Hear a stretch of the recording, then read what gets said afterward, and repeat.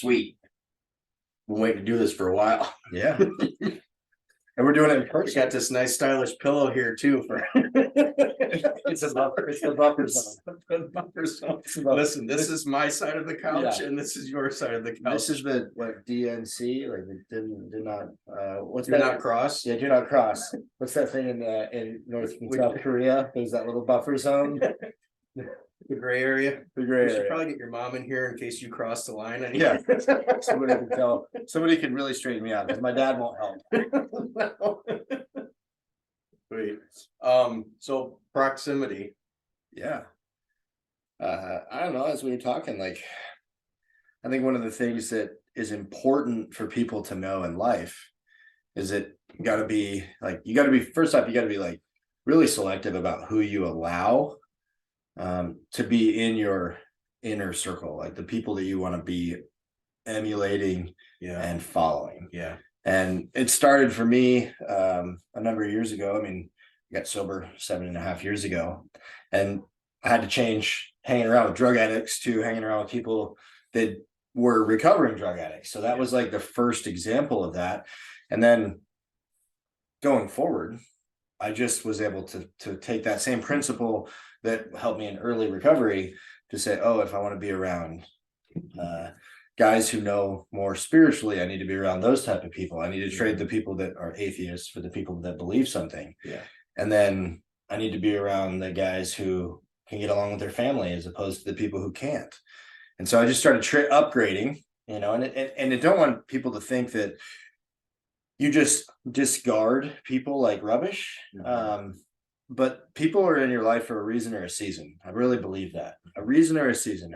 And it's important. Sometimes you're the reason.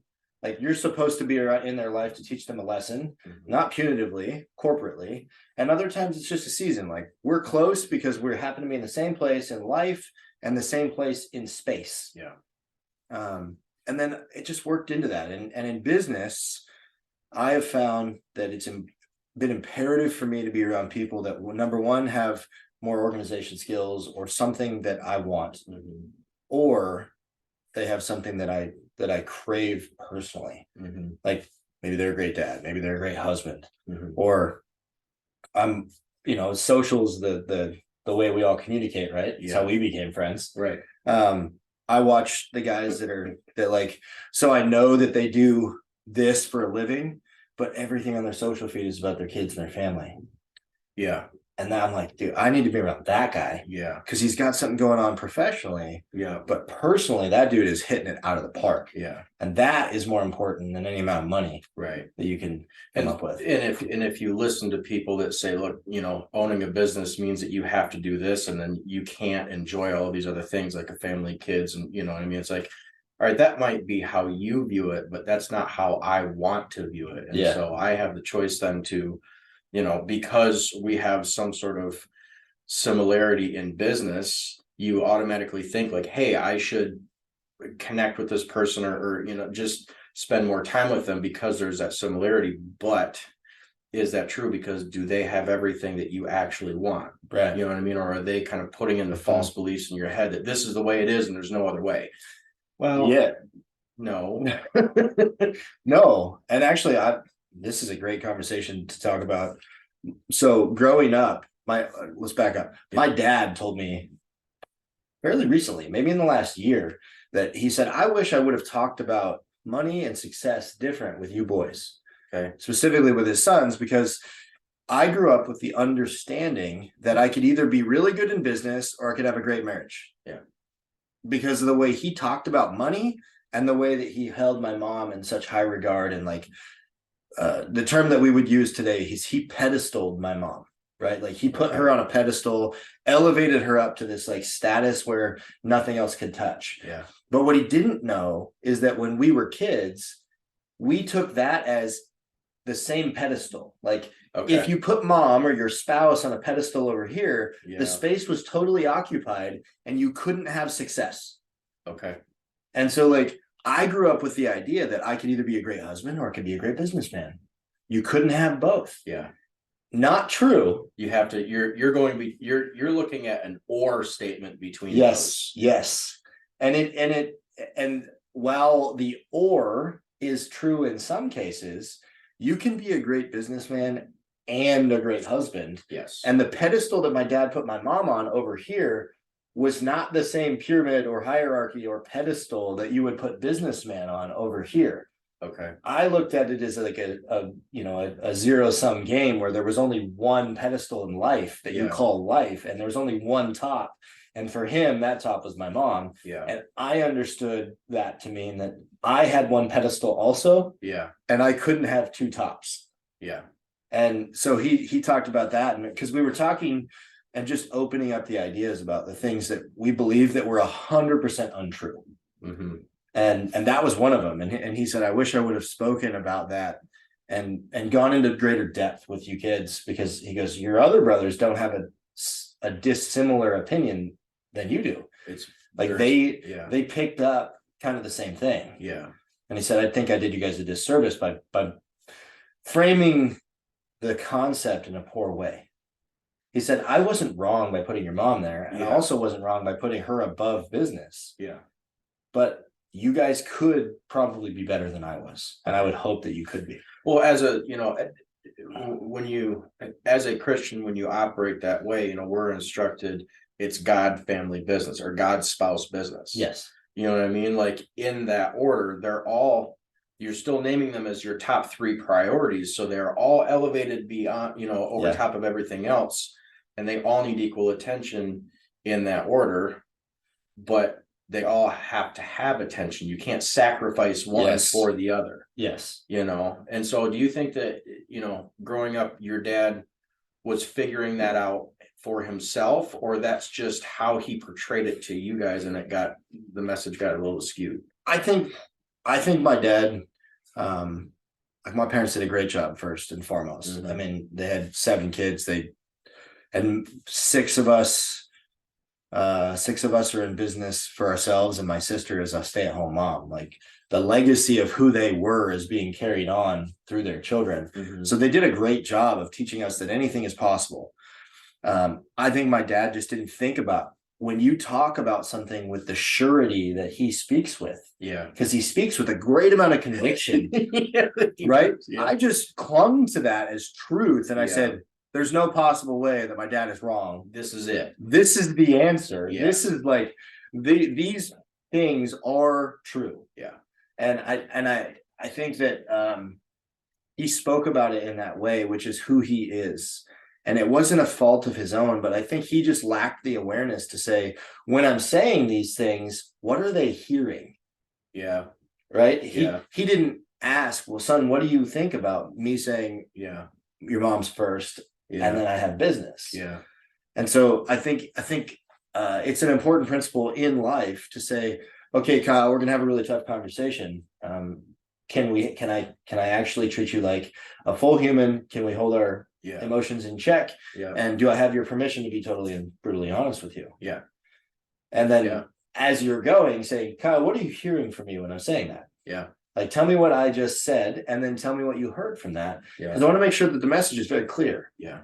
And it was just one of those principles that kind of got lost in translation. And I don't think he was malicious. I don't think there was intent behind it. I just think it's just what happened. Yeah. Because some of my other siblings did get the idea that you could be a good husband and a good businessman, but you do have to choose one to be your top. Yeah.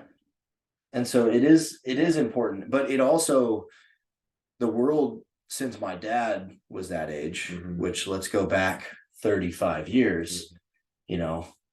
In the 80s and early 90s, like the world was really big, really big. And the crazy part is the world hasn't grown, but the internet has made the world smaller, right? Yeah. Like we live 2,000 miles apart and you're one of my best friends. Yep. Right. Like, yep. The world has become small because I can see your face. I can talk to you. You can like FaceTime me and be like, hey, I got this broken thing. What do you think? Right? I know what you're doing. Yeah. You know what I mean? I know where you live. I know what your house looks like. I know your stuff. Yeah. Where before, like in the 80s, you'd be like, hey, let me send you a picture. And in 3 weeks when it gets there, maybe call me and tell me what you think. Yeah.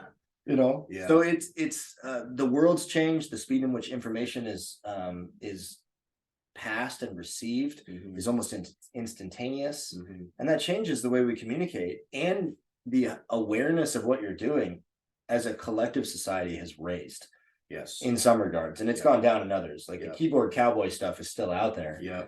But like Mike Tyson said, everybody's got a plan until they get punched in the mouth. Right. Well, I mean, now people say things on social media and you just kind of got to get rid of it.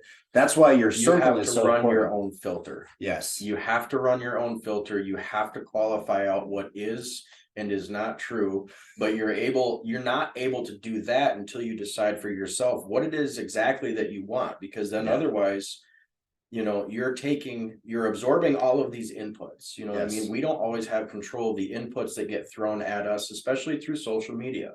Yeah. You know what I mean? And so like every day, all day, every day, we're absorbing inputs. And so we have to have enough fortitude and knowledge and understanding of ourselves in order to figure out, what do I do with all of these things? What filter do I run this through? What can I immediately disregard, and what can I hold as truth?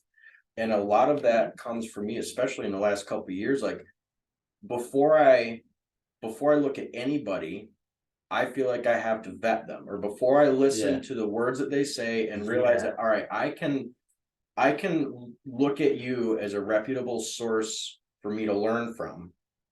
I can't do that until I vet them. Yeah. And the easiest way for me to vet them, I can spend a lot of time doing my own research and which absorbs time, which is then time away from what I really should be doing to invest in myself and business and relationships and all these other things. Or I can have a circle of people that I trust that can vet them for me. Yeah. You know what I mean? Absolutely. And you still have to, I don't think it's wise for anybody to just listen to any one thing without thinking for themselves. But like Brad Lee is a very good example. Okay. Yeah. I've seen him come up on social media and it sounds like he's got a lot of good things to say, but I didn't know who he was, or I didn't know who he came from. Yeah. Or where he came from. Obviously, you're very successful. Obviously, what you're saying sounds really good because you can market yourself well. And I would like to believe you. But it wasn't until he spoke at TCS, I'm like, okay, I can trust this guy because of the other people that I know and trust that also trust him. Yeah. I'm not going to spend time in areas that aren't effective for me. Yeah. You know what I mean? When I already have a circle of people that I trust. Right. So that's, so that going back to the proximity thing. Yeah. I was actually just talking with Cam Roberts about this yesterday. And what you said about, people come, people go. It's been referred to me before as a bus. Like your life is like a bus that travels down the road. Yeah. Some people get on the bus and some people get off the bus. Some people are removed from the bus. Some people are removed from the bus. Forcibly. Some people are on the bus for an extended period of time, and some people are on it for a short period of time. Yeah. And it's okay to have that exchange. Yes. And some people, once they get on the bus, they never leave. Correct. You know what I mean? And so then you could you wonder if hey, maybe your buses are the same at that point in time. Yeah. You know what I mean? Like you just joined forces. Yeah. Pretty much. You're in a convoy. You're in a convoy. Yes. So it's actually ironic that we're talking about this now, in Charlotte and NPE, all this stuff, because this morning I went out and worked out with Wise. Yep. Marvin's guy. Yep. And we did yesterday too. And that came up. We were at the Blacktop Banner event, and he said, "Hey, are you working out in the morning?" I said, "Yeah, I am." He's like, can I go with you? I said, "Absolutely." He's like, "I like what you're doing. It's encouraging. I want to go with you." And he literally said it that way. Yeah. I said, "Of course." And so we made a plan, got there in the morning, and then he then thanked me. He's like, "Thanks for pushing me. Thanks for doing this. This was great. I don't get the time to do that, And then last night he says, "Are we doing it again tomorrow?" Well, yeah. And I said, "Yes. Yeah, if you're in, yes, we are." Since you brought this up, yes, we are. I was going to anyways. And on the way back, he's like, "Man, he was just talking about how, even him, it's like, putting yourself in a position to be around the people that are what you want to be, Yeah. and he said, unless you're doing something, if you can't feel bad about not engaging with other people in an area that isn't good for what you want for yourself. Yeah. Yeah. Most things are caught, not taught. Yeah. Right. Like they really are. Like the kids, if you, we were at dinner last night and this kid was dressed like his father, looked like his father, had the same mannerisms, grabbed the fork, cut the food the same way as his dad. And I don't know if his dad ever told him, hey, this is how I want you to cut the food. Right. Like he just picked that up by watching and he said, I'm going to catch that from being around you. So it's the same example with the people that you spend time with. Mm-hmm. If you want to be disciplined in life, Mm-hmm. and I think that discipline for young men, Mm-hmm. younger men, and younger is a sliding scale, right? Mm-hmm. Younger men used to be 20s or 30. I'm in my late 30s, and I'm like, Mm-hmm. I'm a young man. Mm-hmm. But younger men can find discipline through physical workouts. Mm-hmm. I run. I'm a runner. I have found more education and discipline in my life because I have a plan and I'm going to go execute the plan and I'm going to accomplish great things through the discipline of running. And that discipline bleeds out into other areas of my life. Like, okay, well, I'm disciplined in this. That means I do this. And then I do this. And then because I know that it sucks and these things are really hard, that if I put them on the calendar, these 7 things are accomplished. And these 7 things are what I need to accomplish so that I can consider today a win. Well, when your big rocks, essentially. Yeah. Like the things that I need to do every day to make sure that I'm encouraging, helpful, that I'm elevating myself, that I'm a lifetime student, that I'm always learning something, and that I'm always giving something to someone else. Like these are the principles of life, and they work themselves down into a calendar appointment. Like 15 minutes a day, my phone here goes off and says, these are the things that you need to do today to be successful. I'm like, okay, all right. And I build that into my life. And that didn't come because I was like, you know what? I wake up one day, I think I'm going to be great. I think I'm going to be a great guy. Yeah. Because I always thought I was a great guy. Yeah. I just looked in the mirror and was like, I don't understand why all these bad things happen to me. Yeah. And it wasn't that I was a bad person. It was that I was around people where the stupid things in my life became normal. Yeah. And they also did them too. And they partook in them. And so my normal was, yeah, you know what? Let's go steal some things and get high. Right? Well, no. Yeah. Stealing things and getting high is not something I wanted to aspire to be in life, but it's where it ended up because that's who the people I spent the most time around did as well. Right. So as you change that, if you want to be a great husband and a great businessman, find somebody who has a spouse that you look at and you go, I want that kind of relationship. Yeah. And if you can find that person that also has a great career and is a businessman and that you respect how they interact with the most important principles of life, like faith, family, and business, like then you've got an opportunity to say, hey, can you be my mentor? Can you talk to me about when my wife calls and says, we have this event and I also have this thing that I promised 6 weeks ago, but she calls, which one do I do? Do I break my promise to the people that I told 6 weeks ago that I'd be somewhere? Or do I tell my wife yes? Because to me, that was one of the hardest things to have a conversation about because I feel like I'm letting my wife down and somehow that third tier is competing with the second tier. And am I compromising who I am as a husband by saying yes, or am I lying to someone by saying I can't come? Right. And so getting around people that can say, actually, what you need to do is you need to be honest and say, I love you. My wife's name is Becca. I love you, Becca. I appreciate that we have those things. I promised these people a while back that I would be here at 6 o'clock for this meeting. Is there any way we could adjust that, or would you like to come with me so that I can leave earlier because you know that I tend to talk too much? So can we go to the 6 o'clock and can we still make the 7 o'clock and just be a little late to that other event and do both? Yeah. But for me, I felt like I was having to choose. Well, do I let my wife down or do I keep my word? Yeah. And it's not an either or. You Yeah. can do both, and you Yeah. can compromise, you can find a middle ground, Yeah. but also you have to have the boldness to say, Mhm. I feel like I should attend the thing I said I'd attend. Yeah. Right. Yeah. I didn't have that boldness. I didn't understand, because and this goes all the way back to those preconceived truths that my dad told me. Mhm. Right. That Mhm. I don't think he meant it this way, but this is what I heard. Son, you can either be a husband or you can be a businessman. And in those moments where my wife calls and says, hey, we have an event, remember, you have to be home by this time because we told this people this. I'm like, Mhm. we didn't tell them that. You did. Yeah. It can't come out like that to my wife, though. I can't say, listen, babe, you told them that. I wasn't there. Yeah. Right. Like Yeah. we speak as a unit. We talk in our marriage as both of us can speak for either. Yeah. As long as we're doing something together. Yeah. But having boundaries and saying, all right, and here's an example. So my wife loves me to death and I love her, but I've figured out that unless I have clear communication, and we'll give you an example. So this last year I was training for a 100-mile ultra marathon. Yeah.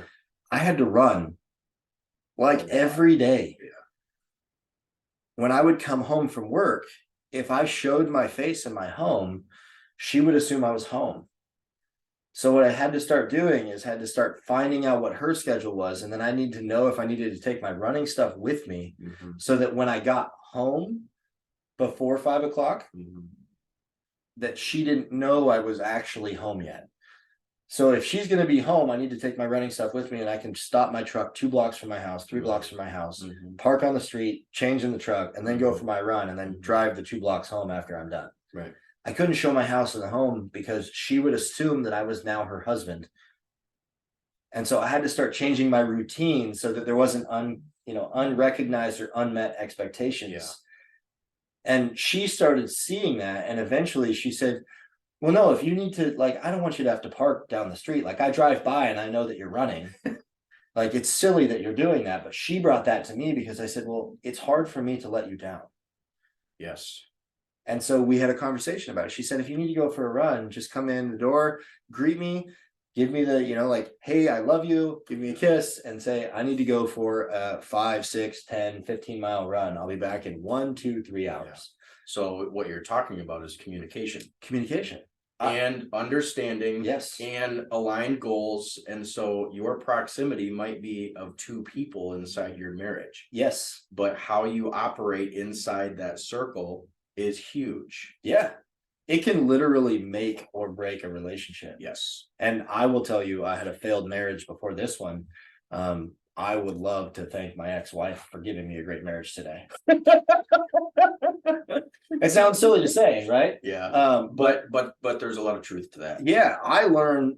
So I think there's a country song about it too. Yeah, there's a lot of country songs about it. No, I think I say this repeatedly on our calls, and like every time we have a deep discussion, you're like, how do you know what to do? And I said, sometimes I don't. Yeah. But I absolutely know what not to do. Yeah. Which is an incredibly important facet of wisdom. Like, maybe you don't know where to go, but if you take 90% off the board of the places you could go, yeah, or that these are a bad example, opportunity, example, etc., then this 10%, like, you're going to be closer to right than wrong. And so I know today that it's okay to have an opinion. It's okay to disagree inside a relationship. It's actually okay to fight if you can have like boundaries on what that fight looks like. Yeah. We don't have to believe the same things. There are times when we disagree on social policies, on social justice, on gender roles. Like, I mean, these are hot topics in the world. Yeah. My wife and I don't see eye to eye on all of them, but generally speaking, we agree on the most important ones. And so we can create a life. Yeah. And she can stretch me and I can stretch her. Right. Like we can pull each other and say, have you thought about this perspective in this area? Yeah. So something that I've definitely learned very much in the last 3 months is quality time versus intentional time. Yeah. Okay. Quantity time, you mean? Quality, or yes. Sorry. So quality time doesn't always mean quantity time. Yeah. it more so means intentional time. Absolutely. And understanding that, you know, what that looks like for the other person. And I say this because, you know, so I started seeing somebody 3 months ago. I don't know if I told you that or not, if I had it surprised. I heard about this. Okay. What's his name? What's his name? But it was so, and I say that I learned this through the way that how she is, because she taught me through patience and communication the correct way to go about these things. Yeah. Because if it came across at, you know, because, you know, as you're saying, you don't want to be a disappointment, that's my biggest thing too. And so you end up running frantically with anxiety in every direction because you're trying to, you know, do the plate balancing game. And the first time it hit me is when she said, well, this is how I feel. Maybe we should communicate about this better next time. And I'm like, holy crap, that's like, why? Why?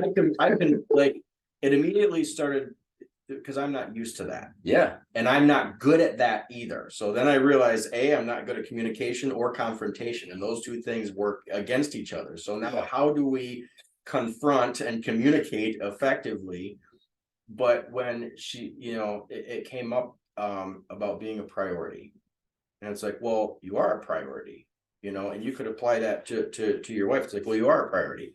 Well, to her, a priority didn't mean being on the back burner when there's time available. Yeah. When there's time available, now I have this to invest into you. And then what I realized is that it's not about quality time, it's about intentional time. Yeah. And so if I'm going to make intentional time here, then that means that I have to be intentional with all of my other time everywhere else. Yeah.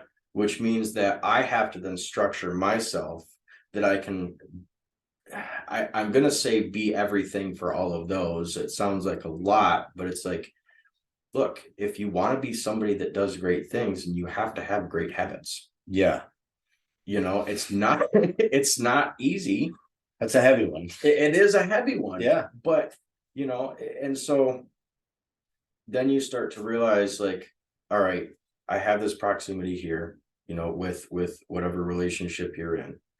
And then you start to see like, all right, what I want out of this, I'm going to look for other people and then ask them how to do it. Mm-hmm. You know, and so then in the last 6 months, I've realized how to operate better inside those circles. Yes. You know, because a lot of it came down to the way I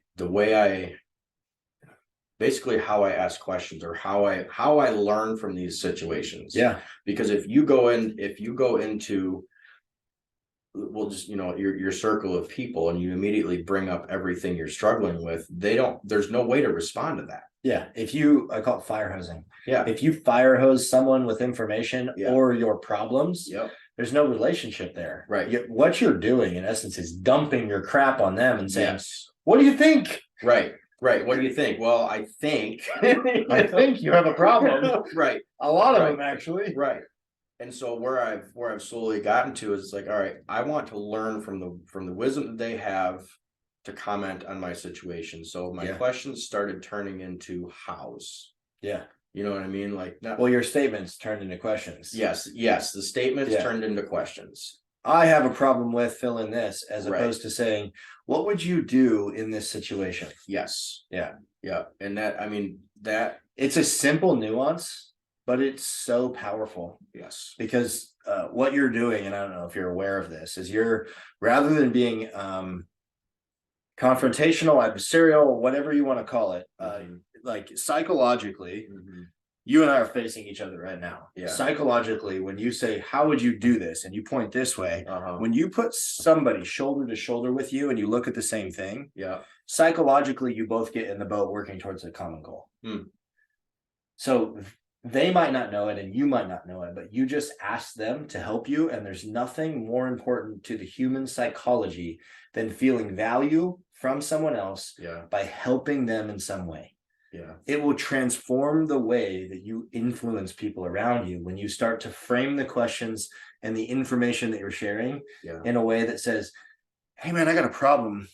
What do you think? Yeah. And you just look and point and you wait for them. Yeah. And they say, I can be the hero. Yeah. Because everybody craves being the hero Being for the other hero. people. Yeah. And so whether you realize it or not, you were inviting people to give you guidance next to you and offering them the pedestal of leadership, the proximity of leadership or influence in your life. And when you start asking the right people that, they start, if they know what you're doing, they start saying, what have you done already? Yeah. Right? Because I want to know, I don't want to give you the answer. I don't want to tell you, hey, Kyle, if this is the question, now, if it's a direct question, like, hey, there's an O-ring that's bleeding, puking oil on my paver. You got any idea where the most common ones are? Yeah. Absolutely. Take this panel off. It's going to be the 6th or 7th block on the right. Yeah. From here. Yeah. Like, you know, a directional question is different than how do I navigate this circumstance? Yeah. Right. I mean, there is, you have to use some discretion, but when you start positioning people in your life that you're getting influence and guidance from, because you're in close proximity to them, and you say, I'm realizing that I'm the genius in my company with 1,000 workers, and I'm going crazy because now I have a relationship in my life that I need to elevate to the importance, like the highest level of importance. And I don't know how to do that because every other relationship in my life is dictated upon when I give them the information. Right. Well, someone doesn't feel important in your life when that happens. And so when somebody brings me something like that, now I start asking more inquisitive questions. I'm like, well, tell me about why you believe that. And I'm looking for the ceilings that my dad unknowingly gave me in their life. You know, when you called me and you're like, I think 100 tons is probably the most we can do. And I'm like, I don't understand. And you're like, oh yeah, definitely. We can't do any more than that. I'm like, where did you get that? Right. Well, that's the most we've ever done. Oh, well, that would be a very good way to say it, as opposed to saying, I can't cross this threshold of quantity. Yeah. As opposed to now the way you said it, said, this is my hard ceiling. Yeah. This is my hard stop. Yeah. Right. Yeah. And so I'm looking for those subconscious ceilings that other people create, because my job as a leader is not to solve their problem. It's to teach them that they can think out of their problems. But many times they're in blind spots. Right. I run 100-mile races for fun. Well, they're not fun, but I run them. Right. They're miserable. I mean, everything hurts and you get blisters, and you know, you gotta go to the bathroom in the woods, and it's like very vulnerable. Yeah. But what I've realized is that when the people in your life see that you can do these incredible things, they don't question your leadership. Yeah. They say, dude, that guy knows what he's talking about, because he will do some absolutely insane physical things. Yeah. And that influence that they get from me from doing those insane things means that they don't question the little things in my business. Yeah. Right. So my proximity in ultra running isn't about ultra running. It's actually about influence. Yeah.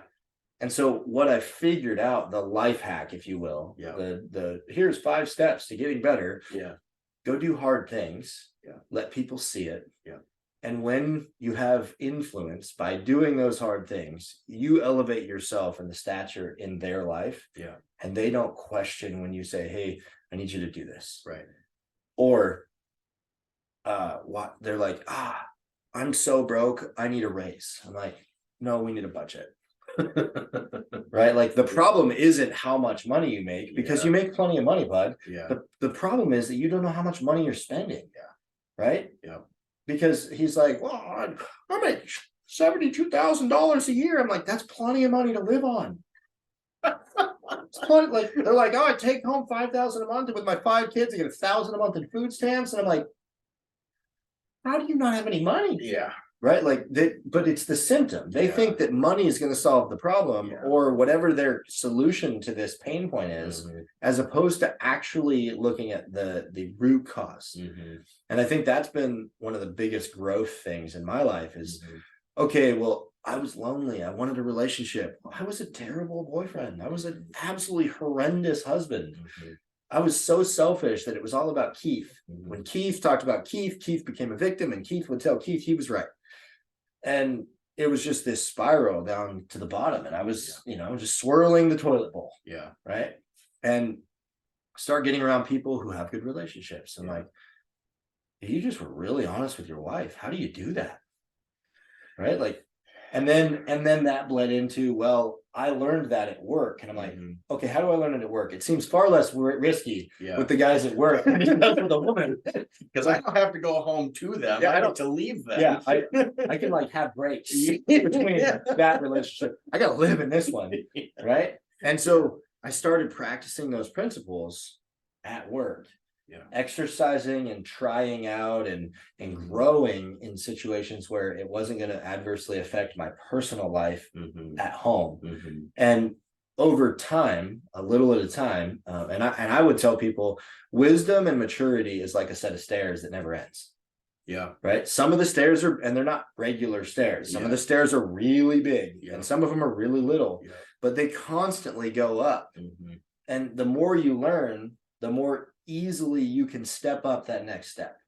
And if you become a lifetime student, when you hit the step because it's too tall and you have this bump on your face because you just ran into it, you go, I've been here before.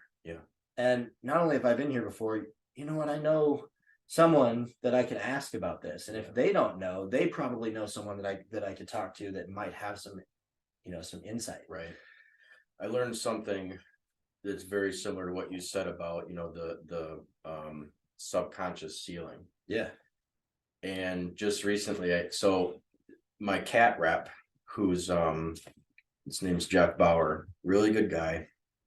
And every time we get together, like we talk about life and lots of different things and business. Like we talk about literally I met him for breakfast and we were there for 3 hours. We talked about brunch. We talked about equipment for the last 20 minutes. I'm not joking. That's how our conversations go. But he knows about me. I know about him. Yeah. He gets an insight into my business and me personally. He then takes that to regional managers. And now you've got people that are watching you, from a distance that have your back and they go to bat for you. Absolutely. That's half of the reason why I was able to get everything that I have in the last couple of years, is because they've gone to bat for me. They know they have faith in me and they're investing into me. I don't want to say taking a gamble, but well, so I would say that your relationship capital is leveraged to the gills. Right. Because you shouldn't have some of the things you have, but you're relational. And so you've leveraged your relationship capital and turned it into actual capital. So I was talking to him about a job that we did, which was kind of a learning curve for me. It was a dirt job. We had a dozer on site. I had to leave one of my operators there to operate this dozer. He had never touched it before. Fantastic. The only thing he'd done is move one from one place to another. But I know his character. I know he's detailed. I've seen him operate a skid steer. I'm like, you have all of the tools to do the next thing. Yeah. You know what I mean? In order for you to unlock those tools for yourself, I'm going to put you in this position and I'm going to leave, which was both, nerve-wracking for me and him. Yeah. But I trusted him to complete the job. I didn't care how long it took him. And so I was talking to Jeff about how this finished product went, and it turned out really well. But he said something that stuck with me, and he said it just kind of like in passing, like common knowledge to him is new information for me. Yeah. So he said something, he's like, new operators will say things like, I can't do that. Like, well, why didn't you do this? Well, you can't do that. And it's like, and he said, well, maybe you can't right now, but it can be done. Yeah. And that struck me. It's like, okay, there's a limiting factor that you can then bring up to people and say, well, why didn't this get done a certain way? Well, because you can't do it. I can't do it.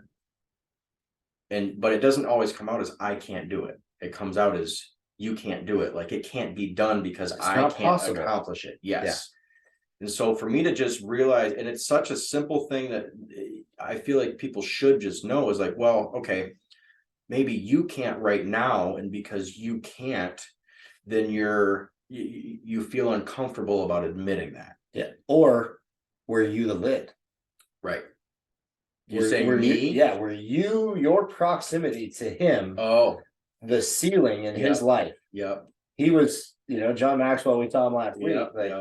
you were the lid because he would try something twice and couldn't do it. And he started jumping down here. Yeah. And he'd say, I can't do this, Kyle. Yeah. You do it. Yeah. And then you would do it. Yeah. Right. So you were his lid and you didn't even know it. Right. I mean, in some circumstances, yeah, I would agree with that. In this, I took that as a way to communicate that to them. Yeah. Because I have a hard time saying, all right, you can, this is how, like, let me get you past this limiting factor. Yes. And what will end up happening is a little bit of frustration arises because at that point in time, they become unwilling to learn and they've asked the wrong questions, but I also didn't yet. Actually, you're right. So then I did not teach them to say, all right, how do we get through this? Yeah. You know what I mean? I say, all right, if I'm going to prove this to you, watch. Yeah. So then the proof becomes ego becomes the answer. Yes. Because now you're acting in selfishness and ego. Right. Because I don't know how to confront, I don't know how to communicate. Yeah. Yes. Yeah. So the question that's hard for me, and I was sitting in my office Tuesday, and I said this on the call the other day, it is so incredibly difficult for me to sit here and watch these people struggle. And I'm sitting here and my AR gal goes, you look like you're in physical pain. And I'm like, what are you talking about? She goes like, your face is contorted and you're just squirming and like you can't sit still. And I'm like, you have no idea how hard it is for me not to solve these problems. Yeah. I know the answer. Yeah. Well, I know an answer. Yeah. I don't know the answer. And I have figured out as a leader, if I step in, then I'm actually handicapping people around me. I need to wait till they ask. Or I need to wait until a circumstance dictates a necessary leader step in because there's some brain damage occurring over here. Yeah. Right. And that law of the lid is really important to understand. Yeah. Because influence, so that the question I ask all the time is, who's the most powerful person in a room? I'm not going to try to answer that. Yeah. Well, it's generally not the authoritarian leader. Okay. Think about this. This is the best way I can explain it. For everybody's seen the prison shows.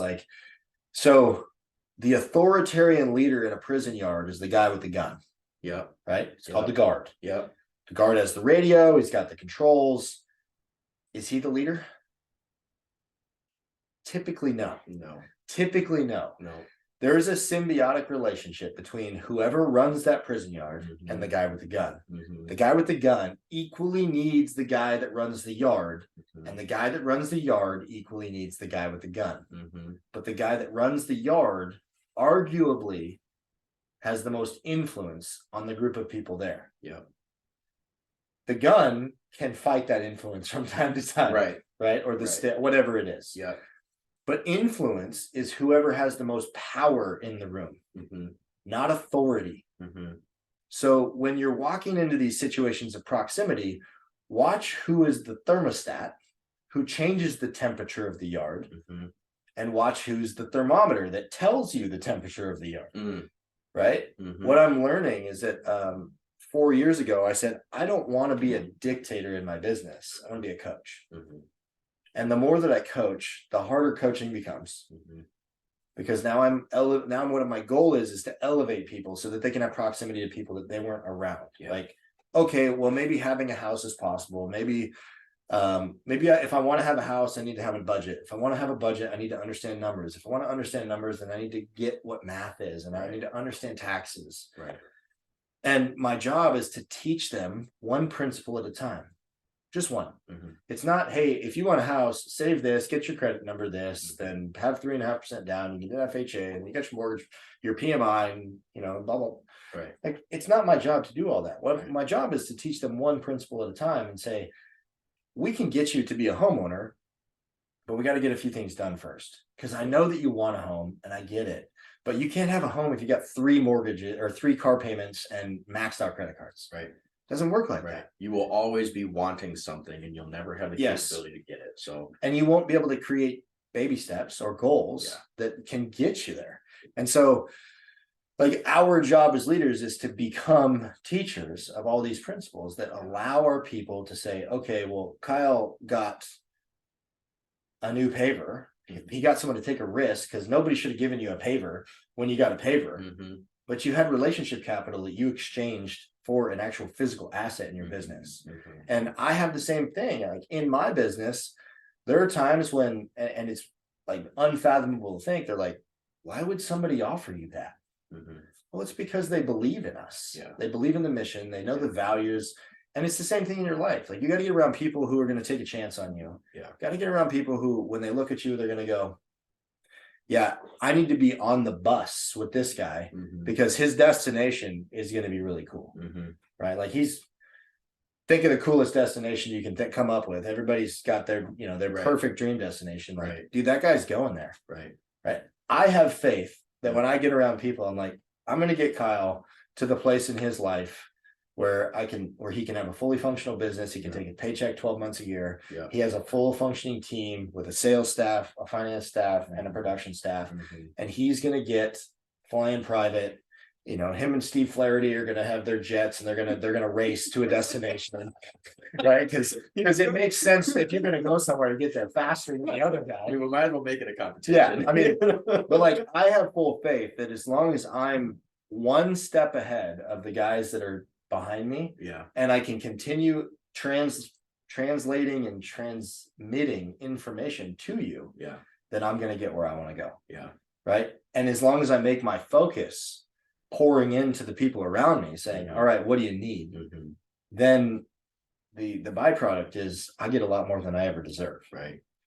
I think there's a way that you operate. So, because if you're in, like you saying, how can I pour out into the people around me?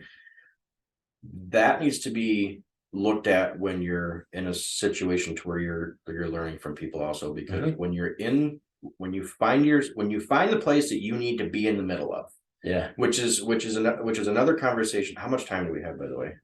It's 10:15. We got like 10 minutes. Okay. All right. So then the last thing I want to touch on is what I'm bringing up now. But when you find your place that's healthy for you, you can glean from and you can give back to, because that's the other half of the puzzle. With in another conversation is how to get there, because that's difficult in itself. You have to also know how to operate inside that, because it's not all a grab. It's not all a receiving. All right, now I'm here, I'm going to learn from everybody in the room. Like that's only half of the equation. It's a two-way street. And that's one thing that I'm learning too, is that like with me and you started calling me, okay, and I really valued that. I'm like, oh, even if it was for 30 seconds, it was seeing your name pop up on my phone, let me know that you were thinking about it. Like, that is what made the difference. It's not that it was 15, 20 minutes, half hour, whatever. We didn't even talk about anything. And I started noticing, it's like, all right, he's called me a certain amount of times and he's put forth that effort, but I haven't done that to him yet. You know what I mean? Like, in order for this to keep going, weird. I have to also invest in this relationship also, too. And I need to then, like, that's the two-way street that it keeps going. Because if you end up feeling like all I'm doing is pouring into him, like, yes, there's value because that you're giving to somebody else, you know what I mean? And you like it gives value back to you, but I'm only going to get a small potential out of our relationship if you're the only one investing into it. Absolutely. You know what I mean? And so then you look for situations, well, how do I give back to somebody that, I don't know how to? You know what I mean? Because or you believe you don't know how. And so give me your opinion on this. Either sometimes you're making it too complicated, and you literally just need to be a friend. You don't always have to have this big, massive thing that you give them, the same amount of value back that you feel that they gave you. Sometimes what that means is them knowing that you appreciate them. In one form or another, you figure that out on your own. Or you pay that forward. to somebody else, you know, because ultimately if I can teach somebody else something and they find enough value in it, they can then. Hold on a second. Let me show you a trick. Okay. I'm gonna bring this over so everybody can see it. Okay. So there's my bag. Two things that are important with this bag. First off, my name is on the front of it. Yeah. Right? Yeah. The first principle you need to know about people is that their name is their favorite dopamine receptor in their body. Okay. If I say Kyle, Yeah. you don't know this, but dopamine leaves your brain and hits your blood, and you become happier when you say Kyle, Kyle, Kyle. Mm-hmm. So when you use people's names, Yeah, it makes them happier. The second thing is, so you didn't know I was going to do this. Mm-mm. Were you planning on this already? No. Okay. So you didn't know you were gonna do it either. I carry blank thank you cards everywhere I go. Okay. And everybody that I interact with gets a thank you card. Because, and people don't know this, but now you're going to realize this. When somebody handwrites you something with your name on it, how often do you throw it away? Takes a long time.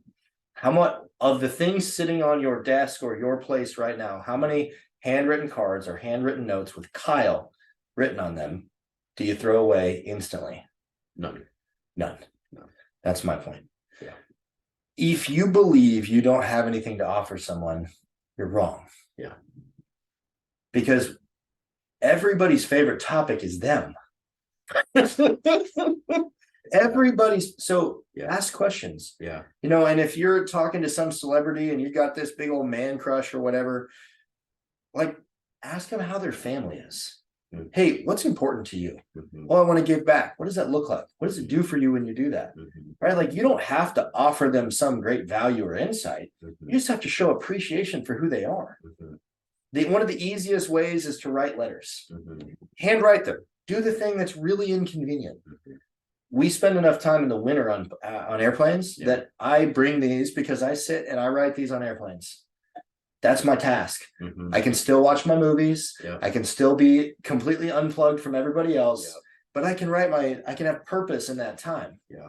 And when I send those out, the things that come back to me, if I went back through probably the last 10 or 15 that sent, Yeah. almost every time it's either a thank you with a written word or a video message saying, you have no idea the impact that your handwritten card gave me. I'm not a long form writer. Yeah. I'm like, hey, Kyle, great to do the podcast with you. Appreciated seeing you. Mm-hmm. Hope you have a great day. If I can add value to your life, let me know how. Mm-hmm. Keith. And then I'll leave my phone number. Mm-hmm. And I will write that to people that I interact with on LinkedIn. If I want their business, I write them a card. If I want to know them, if I want to know about what they're doing, I write them a card. Yeah, because how do you touch somebody's heart without physically touching their heart? The card. Yeah. Right? Like it doesn't matter if you have wisdom or you're ahead of them. Yeah. If you can say, hey, you've influenced me and I want help from you. Yeah. Tell me about what your life is, Yeah. was about, has been, or what you do Mm-hmm. that can change my life because I want to follow you. Mm-hmm. No greater compliment can be given to other people. Yeah. You don't have to have influence over them. You just need to let them know that you see them in a way that allows them to be ahead of you and you recognize it. Yes. The goal is I need to let you know that I appreciate Yes. you. The card in your case is the vessel that lets that happen. I get out of the people pile. Yeah. Right? Yep. Everybody says, Yep. can I have you mentor me? Yeah. Can I have you do this? Start sending books. Yeah. You know, everybody's address is available. Yeah. I don't care who you are. Yeah. Everybody's address is available. Yeah. Find a way to find it. Yeah. Like if you know somebody who knows them, say, Yeah. what's their business name? I need to write them. Yeah. So this stuff doesn't get thrown away. Yeah.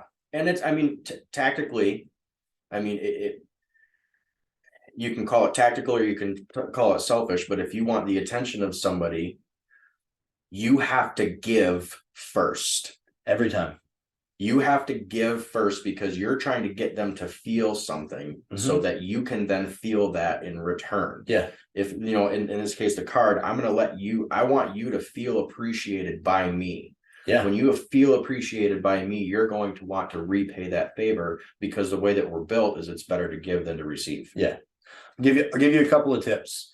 if you're struggling to get in front of somebody that you want to mentor you, you want influence in their life, you want to do business with, write them a card, put a $20 gift card in there that says, can you go have your kids buy something for them? Do something if they have kids, or if you've gotten to know them, or if you've seen their social and they, or say, hey, here is this, I would like you to do this with it. Do something that means something that tells them, number one, that you've invested time into researching who they are. Number two, you're like, I want to invest in the thing that I know you appreciate, love, or enjoy. And then the last part is, could you write me back and let me know what you did with it? Here's my address. Right? Like, you're giving them something, and it's really hard for people when they feel cared for to not care back. And so when you get around, or get the opportunity to be around people, and I'm getting around, like, I get to be around people that I didn't think I'd ever be able to get around. And I'm like, how can these people, what can I give these people that I can bless them with? A teachable heart. Like, I don't have to give them money. Like, half the people that I want to be around, they got way more money than I'll ever have.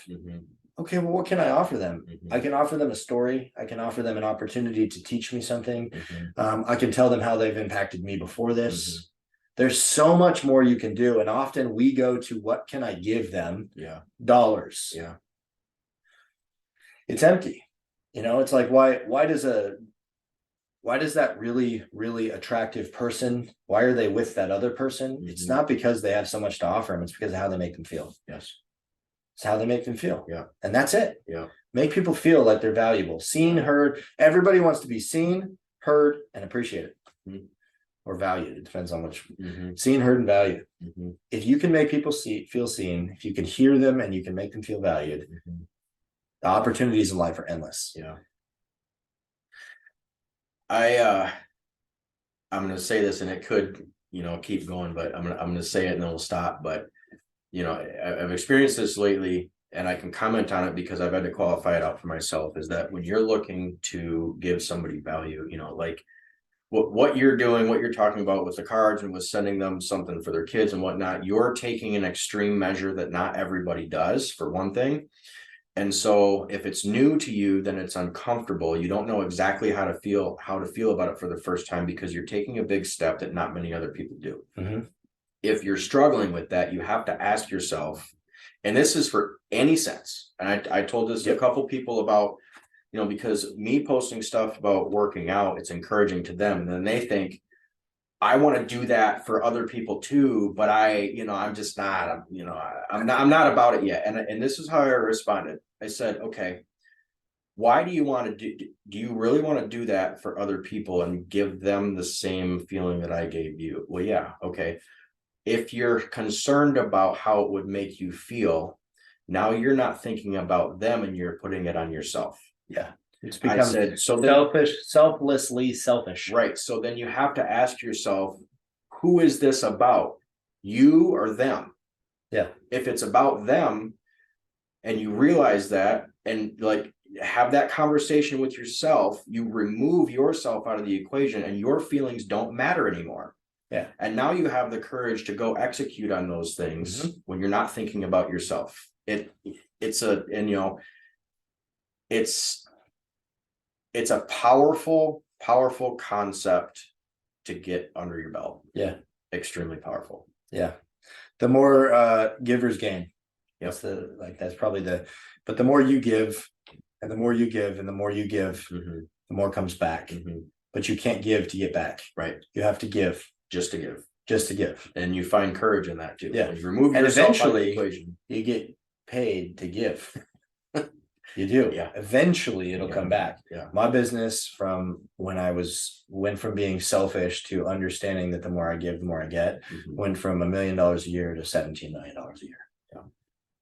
There's a lot more opportunity at $17 million a year. I'm not gonna lie. A lot more things you can do. Legacy pieces, money, like houses, all the things. Money is just a catalyst that makes things happen. But the more that I pour into other people, the more that I call Kyle when he's doing $300,000 annually, and the more that I say, what can I help you with? What do you need? And it's not big stuff. It's usually little. The more that I call the guy that needs it, eventually that guy doesn't need it anymore. And he goes, hey, guy that needs it, I have a few things I can offer you, but let me give you the guy that helped me. Right. Because this guy's got like everything that you could need. Right. Right. Right. So you just become a catalyst for connection. And the more people you connect with, like Brad Lee said, the more hands you shake, the more money you make. Yeah. The more hands you shake, the more money you make. Right. Well, Well, rap song waiting to happen. that whole retreat was on leadership, but for me it was about relationships, because that's what I gained out of it. Yeah. You know what I mean? And so, as I pick a word for this year, at first it was going to be structure, because I need a lot of that. Because you don't have any. Yeah, I don't have it where I need it. That's for but I actually gave myself some time to think about this, and it's going to be based around relationships. Because ultimately, what do I need in order to get what I need? Yeah. Relationship. Exactly. So Keith, thank you very much. I appreciate your time, and obviously I love our friendship, and I appreciate it very much. So thanks for doing this. Absolutely, man. So love you, brother. Love you too, man. All right.